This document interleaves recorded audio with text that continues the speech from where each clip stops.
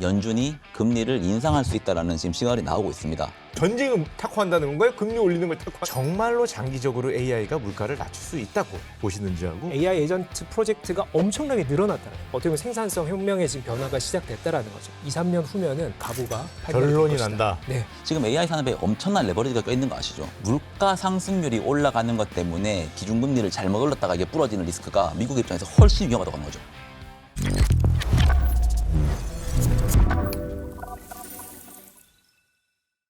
탑티어 인사이드의 시각으로 투자의 기회를 발견하는 시간, 인사이드 리포트의 진행을 맡은 슈카 전석재입니다. 연준이 지난 7월 FOMC에서 금리를 동결했습니다. 자, 하지만 그 9명의 의원 중에 3분이 인상을 주장했었죠. 2016년 이후로는 가장 많은 인상 소수 의견이라고 합니다. 자, 그리고 연준 의장 워시는 물가 목표에 암묵적인 타협은 없다라고 얘기하면서 물가 2% 목표를 재확인했습니다. 그동안 생산성을 높여서 물가를 낮출 것이라고 평가를 받던 AI가 지금은 오히려 이 인상, 매파적 분위기와 무관하지 않다는 이야기도 나오고 있습니다. 자, 그렇다면 오늘은 AI와 금리, 그 새로운 연결고리를 한번 살펴보도록 하겠습니다. 김상윤 경희대 경영대학원 교수님과 성상현 중소기업중앙회 투자전략실 부부장님도 나와주셨습니다. 부부장님, 네. 요즘에 금리가 난립니다. 금리가 뭐 너무 높기도 하고 또 기준금리를 올린다는 얘기가 연준에서 계속 나오고 있는 상황이거든요. 지금까지는 이 연준, 그러니까 미국 중앙은행이 금리를 좀 움직인다고 생각해 왔는데 요즘 시작을 보면 그 중요 변수가 AI가 많이 좀 떠오르는 것 같아요. 네. 그러면은 이 금리를 움직이는 건 실질적으로 어떤 AI가 될 수 있지 않을까 이런 생각이 들거든요. AI를 금리의 새로운 변수로 보는 게 맞을까요? 모든 중앙은행이 기준금리를 올릴 때 네. 가장 중점적으로 보는 게 물가입니다. 물가. 네. 그런데 지금의 이 AI가 생산성을 통해서 물가를 결국은 떨어뜨릴 수 있느냐? 네. 아니면 지금 생산성을 올리기 위해서 이렇게 많이 투자를 하는 것들이 물가 상승으로 지금 이어지는 거 아니냐? 네네. 이거에 대해서 지금 사람들이 왈왈로가 많습니다. 네. 근데 사실 둘 다 맞습니다. 제가 AI에 대해서 저는 이렇게 정의를 합니다. 디플레이션이라는 목적지로 가기 위해서 인플레이션이라는 통행료를 지불하는 과정이다. 그럼 지금은 인플레이션 과정이라는 거네요, 네. 결론적으로. 예. 그런데 디플레이션이라는 목적지로 가기 위해서는 이 AI가 결국은 생산성을 만들어내야 됩니다. 네. 그런데 생산성을 만들어내는 데까지 시장 환경이 유지가 되지 않아준다고 하면 과연 생산성을 만들기 위해서 기업들이 투자를 하는 데 있어서 중앙은행이 너무 빨리 금리를 올려서 너무 높이 금리를 올려서 네. 이 생산성이 깨져버린다고 하면 네. 그 목적지에 도달을 할 수가 없다라고 하는 거죠. 그래서 최근에 중앙은행이 연준이 금리를 인상할 수 있다는 지금 시각이 나오고 있습니다. 저도 인상을 할 수 있다고 봅니다. 하지만 이게 과연 어디까지 어느 정도 수준의 긴축까지가 과연 적당한 수준일지가 앞으로 금융시장과 이제 앞으로 우리 투자자들이 고민을 해야 되는 상황이라고 저는 생각을 하고 있고요. 예를 들어서 한 번 인상을 했는데 이거는 계속적으로 생산성이 이어질 수 있다고 하면 이거는 최종 목적지까지는 갈 수 있는 상황이 될 거라고 보고요. 만약에 우리가 뭐 금융위기 때나 뭐 이렇게 시장 자체가 부러졌을 때 그런 환경이 만약에 만들어져 버린다고 하면 투자만 하다가 물가만 자극하다가 목적지로 갈 수 없는 환경으로 이어질 가능성이 있을 거라고 저는 보고 있어요. AI가 반도체 하나만 지금 하는 것도 아니고 결국은 네. 뭐 데이터 센터, 전력망, 냉각 설비, 변압기, 심지어 뭐 원자력 발전소까지 이런 부분들이 계속적으로 대규모 실물 투자가 들어가고 있는 상황입니다. 네. 당연히 단기적인 물가를 자극할 거라는 생각은 해야 됩니다. 장기적으로 만약에 생산성으로 이어질 수 있느냐 없느냐가 사실 앞으로 우리가 투자를 하는데 훨씬 더 중요하게 생각을 해야 되는 거지. 물가가 자극되니까 연준은 금리를 올리고 시장이 그러면 뭐 긴축 사이클이 되면서 자산시장은 무너진다라는 그런 시그널로 지금 접근하는 거는 근시안적인 투자 전략이 아닐까 생각을 하고 있는 입장입니다. 예. 네, 결국 AI가 발전을 충분히 하면 생산성을 높여서 물가를 낮출 수 있을 것 같은데 네. 그 전에 우리가 인프라를 이제 구축을 해야 되니까 거기에 돈이 많이 쓰여서 물가를 자극하고 있다. 그래서 그것 때문에 연준이 이제 금리를 올릴 수 있다고 보시는 거잖아요. 올릴 수 있다고 보죠. 근데 이제 부부장님 말씀에 따르면은 너무 많이 올리면 네. 인프라 짓다가 네. 야 이거 지금 안 되겠다 하고 멈출 테니까 우리가 기대하는 이 생산성 있는 AI 전에 부러질 수 있으니까 또 너무 많이 올리면 안 된다라고 말씀하시는 것 같거든요. 지금 시장의 금리 인상을 보는 그 시나리오도 엄청나게 갈려 있습니다. 예를 들어서 지금 시장에 들어가 있는 컨센서스는 한 번 올릴 수 있다. 그리고 내년 정도에 한 번 더 할 수 있다. 네. 대신 2번 정도 인상을 하고 그다음 금리를 인하하는 시간으로 하반기는 갈 것이다라고 하는 게 시장의 지금 현재 시나리오인데 네. 가령 몇몇 IB 같은 경우에는 내년에 뭐 4번 인상도 해야 된다. 5번 인상도 해야 된다. 이게 결국은 생산성으로 이어지지 않고 그냥 물가만 계속 올리는 그런 시나리오로 갈 가능성이 지금 현재 상황에서 있다라고 보는 사람도 있다고 하는 거죠. 네. 지금은 양극단으로 가고 있는 상황인데 과연 연준이 무엇을 선택할까라는 관점에서 놓고 본다고 하면 네. 저는 경제학 관점보다는 여기서부터는 사실 정치 경제학 관점으로 많이 들어가야 된다는 생각을 하고 있습니다. 케빈 씨 연준 의장이 뭐 연말까지 새로운 지표들을 발표하겠다 뭐 이런 얘기를 하더라고요. 뭐 고용 지표도 지금처럼 보면 안 되고 뭐 새롭게 AI를 뭐 혁명을 감안해 둔 지표를 만들겠다. 뭐 물가도 그렇고 그런 것들이 이제 기존에 바라보던 시선을 좀 바꿔보겠다 뭐 이런 걸로 제가 들리던데 이것도 그렇게 이해하면 될까요? 그렇죠. 요즘 학자들 사이에서도 이 AI 혁명이 단순히 이제 투입 대비 산출이 아니라 이 과정상의 지표들이 많이 필요하다. 이것이 다양한 변화들로 확장되고 있고 또 기본적으로 우리가 이제 비용 대비 효율이라고 하는 것도 이게 실제로 속인화된 지식들은 이거를 비용 대비 효율로 측정할 수가 없거든요. 그러니까 네네. 측정하지 못하는 영역들이 너무 많은 거예요. 그래서 우리가 단순히 지금 현재의 경제 지표들은 소위 이제 3차 산업혁명까지로 수명이 닿았다. 이렇게 보는 학자들도 있고. 새로운 지표들이 필요하다. 그렇죠. 예. 그래서 이제 과거의 지표들을 가지고 AI 혁명을 읽기에는 아까 부부장님 말씀도 주셨지만은 양면성이 있다라는 거예요. 이걸 이렇게 보면은 디플레이션 지표고 이렇게 보면은 인플레이션 지표인 거예요. 근데 이걸 시간의 타임 스팬을 좀 넓혀 보면은 이쪽이 맞고 이걸 좁혀 보면 이쪽이 맞는 거예요. 그러니까 이 자본시장이나 투자시장에서 이것이 이렇게도 해석되고 저렇게도 해석되는데 각자의 기준에 따라서 보면 반발할 수도 없다라는 거죠. 그래서 우리가 이렇게 볼 것이 아니라 이 AI가 만들어갈 변화들을 다양한 영역의 양상으로 해석할 수 있는 새로운 지표 개발이 필요하다. 이런 논의도 좀 한창 진행 중에 있습니다. 알겠습니다, 교수님. 후보장님, 그 국제결제은행이 이런 네. 얘기도 했거든요.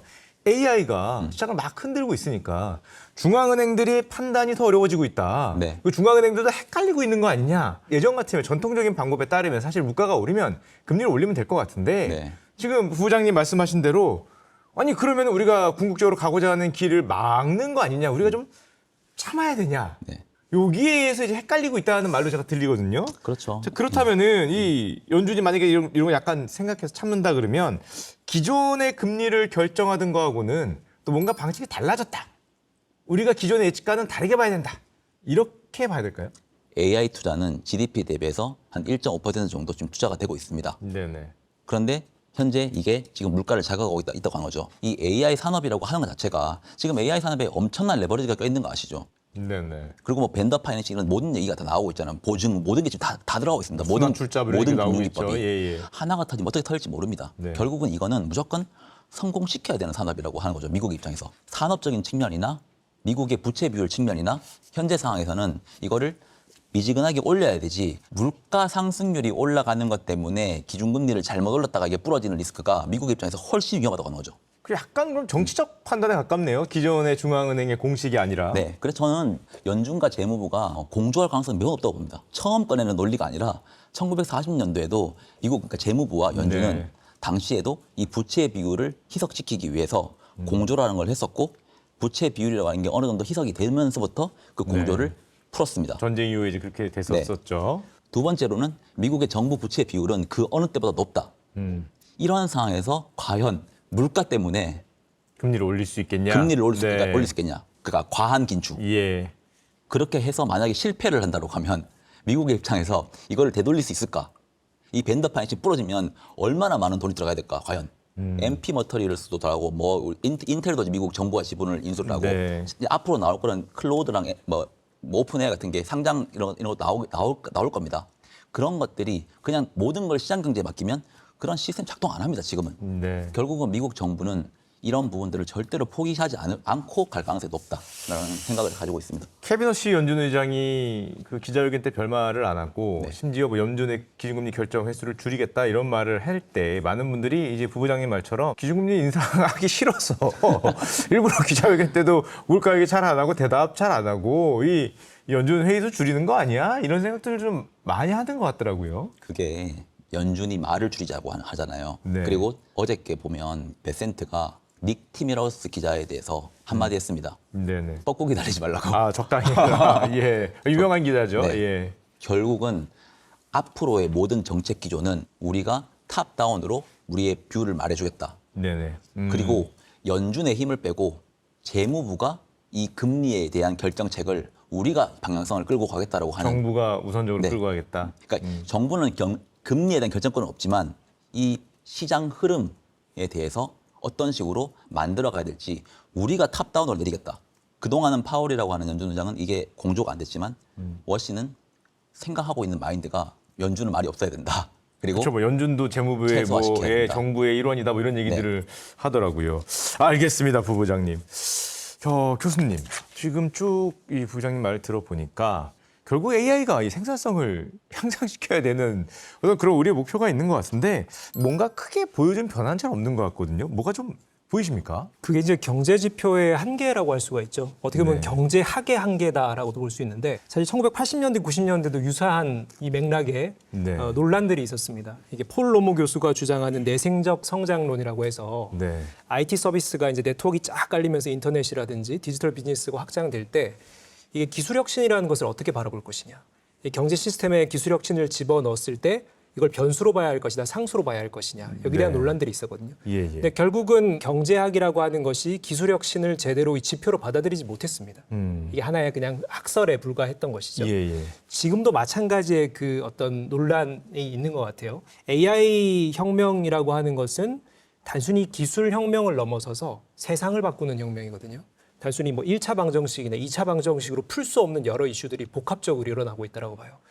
이게 단기적으로 보면은 AI는 자본 투자 측면에서 이 물가를 올리는 인플레이션의 어떤 요인으로서 작동할 수 있지만은 예. 부부장님 말씀 주신 것처럼 중장기적으로 바라보면은 결국 생산성 향상으로 인해서 재화가 풍족해지는 어떻게 물가를 통제할 수 있는 하나의 수단이 될 수 있는 거거든요. 네. 그런 점에서 이제 그 시장이 바라보는 뭐 투자 시장이나 자본 시장이 바라보는 AI에 대한 관점은 해석하기 나름인 것 같아요. 최근 이제 2025년, 26년 최근 2년만 놓고 AI 업계에 가장 이슈가 됐던 게 뭐냐면은 크게 네. 두 가지 분야인데요. 하나가 피지컬 AI고요. 네네. 하나가 에이전틱 AI입니다.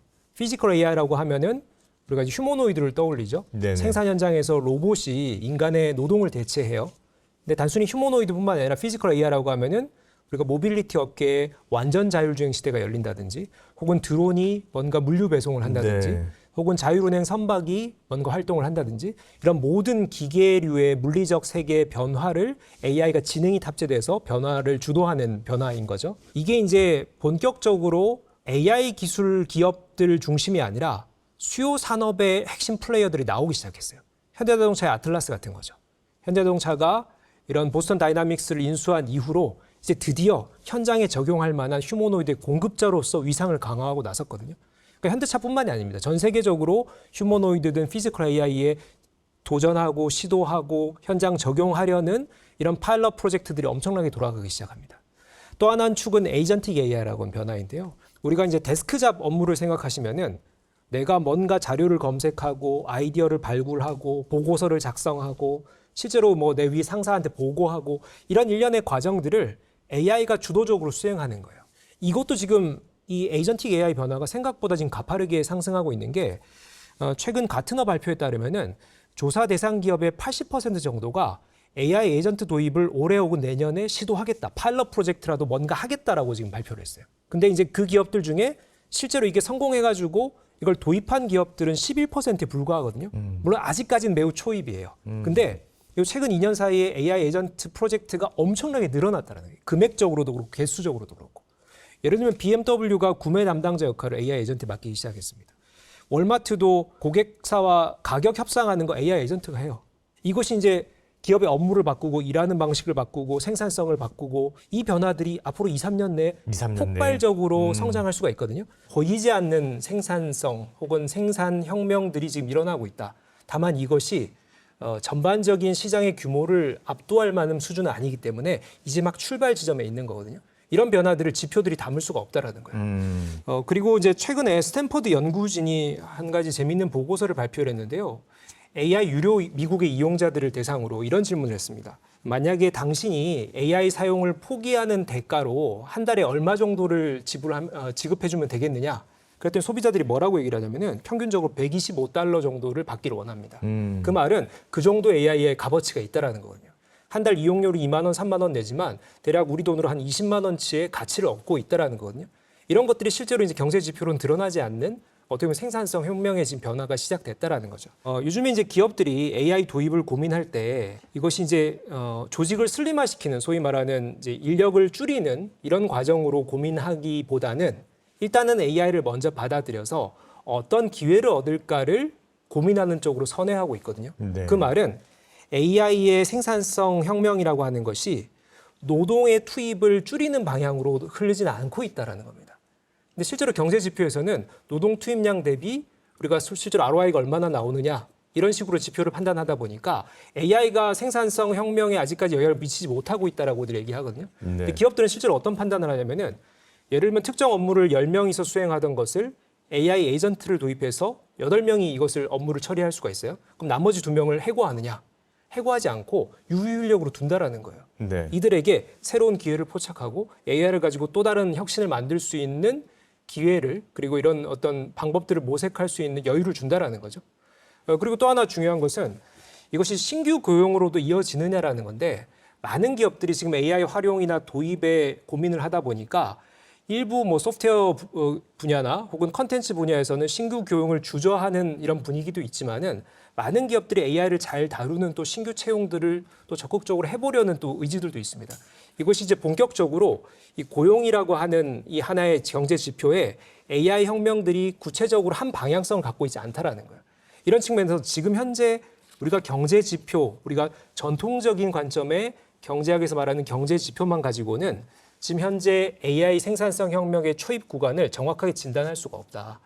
그런 점에서 우리가 이제 좀 중장기적으로 봤을 때 AI가 만들어갈 변화들을 새로운 지표들로 좀 살펴볼 수 있는 어떤 그런 방법들이 좀 필요하지 않을까. 저는 이 시점에서 충분히 검토되어야 한다고 봅니다. 알겠습니다, 교수님. 후보장님, 저 물가 얘기를 조금 더 해보도록 하겠습니다. 지금까지 그 AI가 만드는 이 물가 압력을 얘기를 했거든요. 이 공급발 물가 압력, 뭐 유가가 됐든지 뭐가 됐든지 거기 물가가 오르면서 연준은 뭐 AI를 고려해서 안 움직이려고 해도 어쩔 수 없이 또 원래는 이런 쪽으로 갈 수도 있는 그런 상황이라고 보이는데 이 두 가지는 좀 어떻게 봐야 될까요? 유가 상승은 전형적인 공급 충격입니다. 네. 그래서 유가가 오르면 모든 곳에 다 비용이 다 올라갑니다. 말씀하신 대로 전쟁 때문에 네네. 유가가 일시적으로 올라가는 것들이 이게 비용으로 전가되는 흐름이 나온다라고 하면 트럼프든 행정부든 무조건 타코가 나옵니다. 지금 상황에서 놓고 보면. 전쟁을 타코한다는 건가요? 금리 올리는 걸 타코한다는 금리가 건가요? 올라가면 전쟁을 타코해버립니다. 전쟁을 타코한다고요? 네. 왜냐하면 네. 어찌됐건 간에 기준금리는 연준이 결정하지만 시장금리는 시장이 결정하거든요. 네. 근데 시장금리가 지금 제일 우려하고 있는 것들이 보면 금리를 결정하는 요소가 여러 가지가 있는데 그중에서 결정하는 요소들 중에서 기대 인플레이션이라는 요소가 있어요. 그리고 텀 프리미엄이라고 하는 불확실성이라는 요소가 있습니다. 네. 이 두 가지가 어떤 영향이 많이 미치냐고 하면 기대 인플레이션은 저는 유가에 지금 매우 많이 상관관계가 높은 상황이라고 보고 있습니다. 현재 상황에서는. 그래서 유가가 올라가면 기대 인플레이션이 올라갑니다. 시장이 보는 기대 인플레이션. 네. 기대 인플레이션 올라가면 금리가 올라갑니다. 네. 금리가 올라가면 자산시장에 영향을 줍니다. 금리가 올라가면 미국 정부는 더 많은 부채를 쏟아내야 됩니다. 그런데 텀 프리미엄이 높다고 하는 거면 미국 채를 더 이상 살 사람이 없다. 내가 또 이 가격에는 살 수가 없다.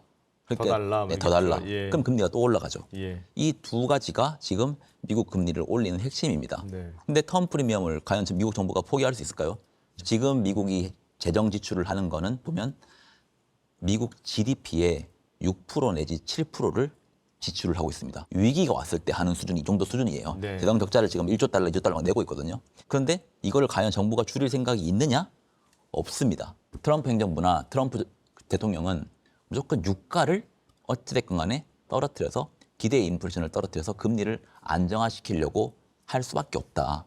그런데 이란이라고 하는 지정학 위치도 포기할 수가 없잖아요. 네. 그러니까 지금 왔다 갔다 하는 겁니다. 했다가 타코했다가 했다가 타코했다가. 근데 부부장님 그러면 이 금리를 결정하는 공식이 너무 복잡해진 거 아닙니까? 온갖 거를 과거에 비해서 전쟁까지 끼고 AI까지 끼고 지금 뭐 네. 공급망 타격도 끼고 많이 꼈는데 자 그런데 이 한국은행 우리나라는 이 7월 금리 올리지 않았습니까? 네. 그리고 한 번은 뭐 거의 올린다가 지금 대세처럼 네. 시장에서 받아들여지고 있는데 그러면은 우리나라 금리나 아니면 우리나라의 환율 이런 거에도 조금 매파적으로 영향을 미칠 수 있을까요? 제가 제일 핵심적으로 보는 게 미국의 장단기 금리 차입니다. 미국의 장기 금리와 단기 금리가 역전이 돼 있잖아요. 그러면 대출이 풀릴 수가 없습니다. 왜냐하면 단기로 예금을 땡기고 장기로 대출을 해줘야 되는 은행 입장에서는 장단기 스프레드가 역전이 돼 있으면 할 니즈가 없거든요. 손실 나는 거죠. 그렇게 네. 하면. 네. 그래서 일정 수준 장단기 스프레드가 확대가 돼줘야 마진이 나온다고 하는 거죠. 마진이. 이게 어느 정도 스프레드가 됐을 때 제대로 워킹을 하느냐. 50bp에서 100bp입니다. 그 스프레드 차이가. 미국의 금리 2년, 차이가? 2년 금리와 예, 예, 예. 10년 10년 금리의 차이. 네. 지금 한 40bp 정도 되는 걸로 알고 있습니다. 그런데 이 스프레드를 확대시키기 위해서는 미국의 입장에서 두 가지 방식이 있습니다. 장기 금리를 그냥 올리거나 네. 단기 금리를 내리거나 그거 아니고는 방법이 없잖아요. 네, 네. 근데 장기 금리를 올리면 지금의 4.6보다 더 올린다고 하는 방식인데 그러면 시장이 말살당합니다. 금리 충격을 받을 수 있다. 네. 그런 상황에서 미국 정부가 과연 금리를 한 번은 모르겠지만 대폭 인상할 수 있을까? 저는 불가능하다고 봅니다. 한국의 입장에서는 지금 금리를 올릴 건지 말 건지를 결정을 할 때는 결국 미국은 물가와 고용만 보면 되는데 우리나라는 물가도 봐야 되고 고용도 봐야 되고 그리고 한미 금리 차도 봐야 됩니다. 그렇죠. 환율도 중요하니까 우리는. 네. 예. 왜냐하면 미국은 금리를 막 올리는데 한국은 가만히 있으면 환율 박살나잖아요. 네. 그래서 그런 관점에서 한국은 결국 미국 금리가 올라가면 따라갈 수밖에 없는데 제가 보는 관점에서는 우리는 일단 선제적으로 한번 올렸잖아요.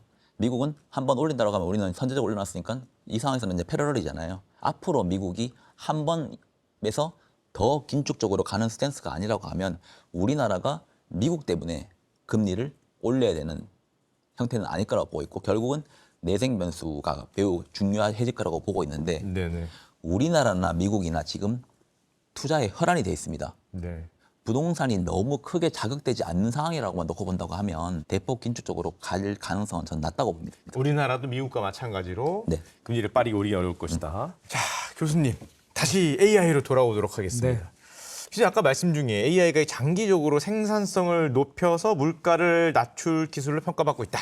정말로 장기적으로 AI가 물가를 낮출 수 있다고 보시는지요? 근데 우리가 이제 중장기적으로 볼 때와 단기적으로 볼 때도 다르지 않습니까?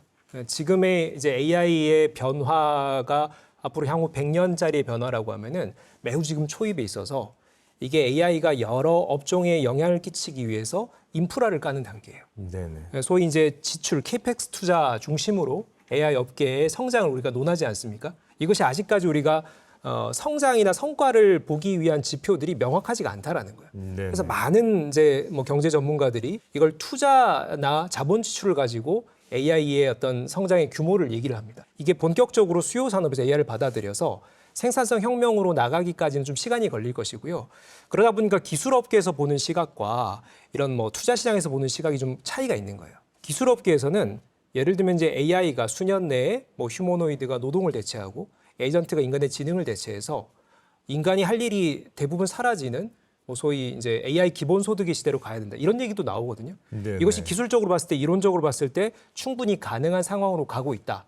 다만 이것이 자본적으로 보면은 투자의 단계가 있는 거예요. 지금 당장은 단기적으로는 하이퍼스케일러 중심으로 인프라를 깔아서 여러 산업의 인간의 지식을 데이터 센터에 쌓아두고 이걸 학습시키는 과정부터 필요한 거예요. 그래야 앞서 말하는 기술 업계에서 얘기하는 이런 생산성 혁명으로 갈 수 있는 뭔가 거리가 만들어지는 거죠. 그러다 보니까 이게 뭐 ROI가 나오느냐, 현금 흐름에 맞게 투자하고 있느냐, 뭐 이런 거 가지고 계속 따지는 거예요. 근데 기술업계에서 바라보면 이게 참 하찮은 거거든요. 이렇게 중장기적으로 변화를 끌고 가야 되는 AI를 가지고 100년의 변화를 얘기를 해야 되는데 당장 5년, 10년에 돈 들어가는 거에 대해서 이게 AI는 거품이다.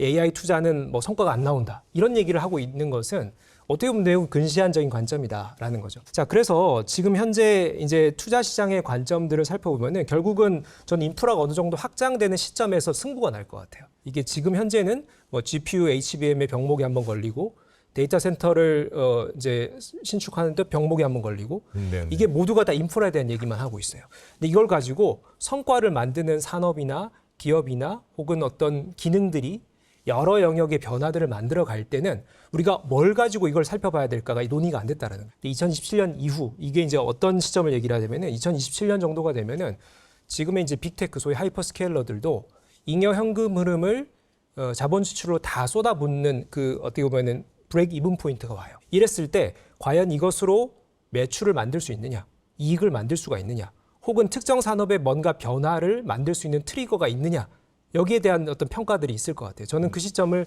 2027년 하반기 혹은 그 이후 시점부터라고 보고, 이게 많은 산업에서 AI를 받아들인 지금 준비 과정이 있다. 양쪽의 이런 관점들이 각자는 합리적이지만 이것을 절충할 수 없는 정도의 지금 상황으로 치닫고 있다. 이것이 저는 27년, 28년 즉 2, 3년 후면은 분명히 이것이 이제 가부가 결론이 난다. 네, 그렇게 교수님은 어느 쪽으로 결론이 날 거라고 보십니까 혹시? 네, 기본적으로 지금 현재 이 자본 투자를 주도하고 있는 기업들은 빅테크 기업들이잖아요. 네. 일단은 그 여유 있는 잉여 현금을 바탕으로 한 투자를 하고 있는 기업들이다 보니까 어느 정도 이제 리스크 테이킹이 되는 거죠.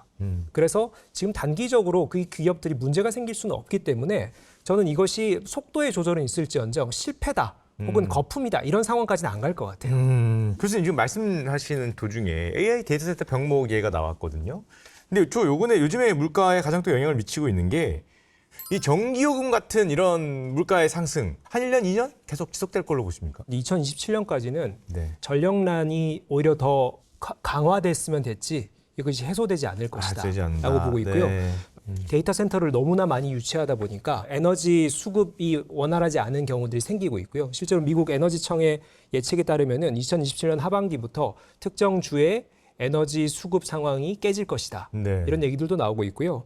유럽의 아일랜드라고 하는 나라는 네. 실제로 빅테크 기업들의 유럽 그 지사를 유치하는 것으로 하나의 국가 비즈니스 모델을 가져가고 있거든요. 그래서 국가적으로 조세 혜택도 주고 뭐 여러 가지 고용 창출도 하면서 기업들에게 많은 혜택을 주는 것으로 이 기업들을 많이 유치를 해가지고 실제로 국가적으로 성공을 했습니다.